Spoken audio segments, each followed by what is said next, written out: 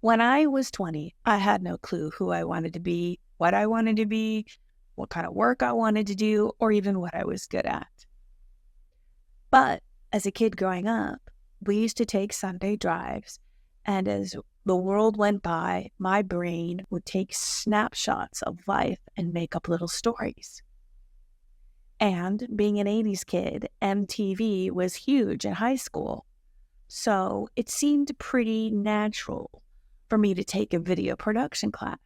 And so I did. Our class's first mission was to create a short video, from storyboarding to Final Cut. On the first day of our shoot, we chose a scene at a downtown Wells Fargo ATM. It was right across the street from Pioneer Courthouse Square, and there was a road right between us.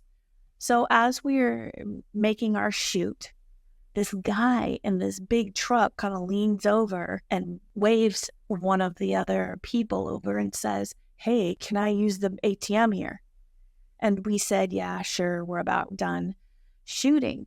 So he goes, parks his car, comes back, and he's got a big bag. So he goes up, we're talking, and he's there for a while. And I'm thinking to myself, hey, man, I'm a college student. So I said, hey, if you're depositing all that money and it's taking all this time, why don't you spare some for a college student? And of course, everybody standing around me just thought, are you kidding me? You're crazy, man. But I was a little outspoken back then and a jokester a little bit. So he just laughed. You could tell he was laughing, and he kind of waved his hand. And then we went back to our conversation. And a few moments later, he's done, and we hear, who asked for the money? Everybody backs away from me, pointing at me, and he's like, hi, how much do you want? And I was mortified. This situation did not occur to me at all. And so I bashfully kind of backed up and said, sir, I was just really kidding. I don't need any of your money. I'm fine. I'm good. I was seriously joking. And he says, what's your name? And I said, my name's Melissa. He goes, puts his hand in his pocket and pulls out a wad of $100 bills and counts them. 1, 2, 3, 4, 5. Here, he says, that's $500 for asking. I want you to go buy pizza for everybody here and take the rest for yourself. Let me tell you, in that moment, I was shocked. I didn't even know what to say. It was beyond anything that we could ever comprehend. To say the least, we were stunned. Then he added, Melissa, I just deposited more money than most people will ever see in a lifetime. More money than I will ever spend in a lifetime. Had you asked for $1 million, I would have given it to you.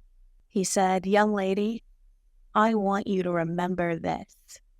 It's no joke to ask for what you want.